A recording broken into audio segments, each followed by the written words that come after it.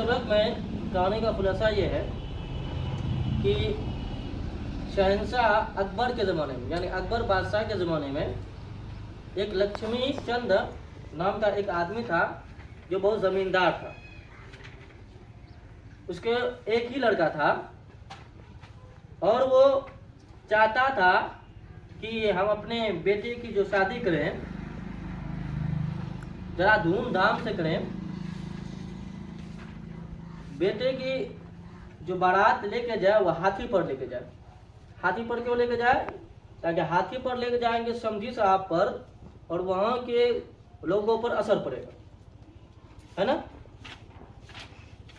लेकिन लक्ष्मी चंद के पास क्या नहीं था? हाथी नहीं। धन सिंह जो था जमींदार, उसके पास हाथी था।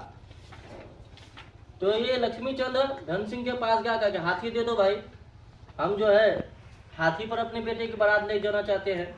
कहा कि ठीक है, लेके जाओ, कोई बात नहीं है, लेके जाओ, लेकिन इसको जरा ध्यान रखना, ये मेरे बाप दादा की क्या है, आखिरी निशानी बाकी रह गई। बारात लेकर गया, हाथी जो है बूढ़ा था, जरा ज्यादा चलने की वजह से हाथी थक गया और थकने की वजह से हाथी की मौत आ गई।